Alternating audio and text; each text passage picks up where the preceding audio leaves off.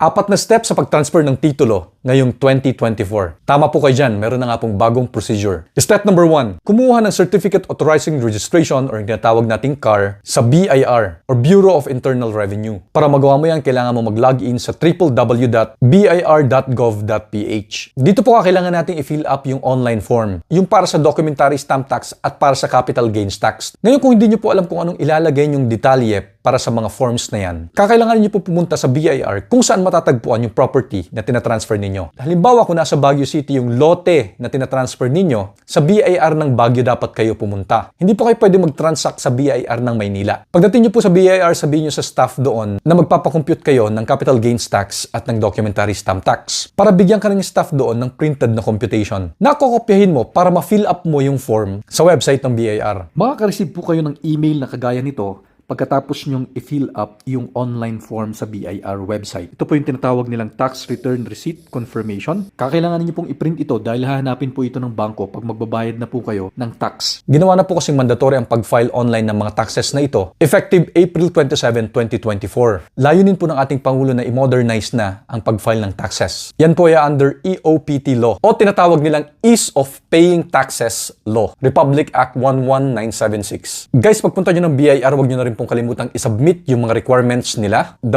photocopy at 1 original na copy. Magbibigay sila sa inyo doon ng claim slip para doon sa approved na computation.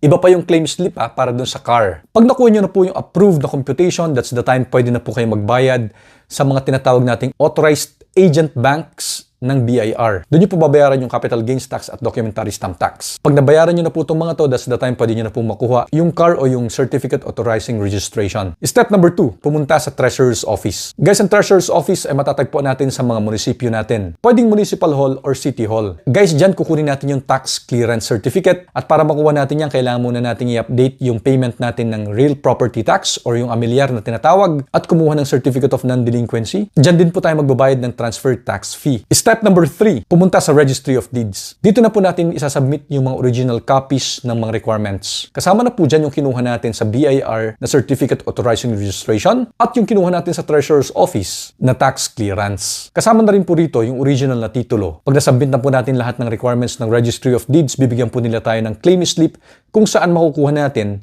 yung bagong titulo na nakapangalan na po sa inyo. 4th step, pumunta sa Assessor's Office. Dala yung kopya ng bagong titulo na kakakuha mo pa lang sa Registry of Deeds. Pwede mo na ngayon ipa-update yung tax declaration sa Assessor's Office. Guys, sa sunod po nating video, i-upload po natin yung mas mahabang version ng video na ito kung saan ipapakita po natin lahat ng mga requirements, penalties, yung mga kailangan yung bayaran sa pag-transfer ninyo ng titulo. Kaya huwag niyo po kakalimutan mag-follow. This is Roman John Yoso, the President and CEO of Reals Corporation.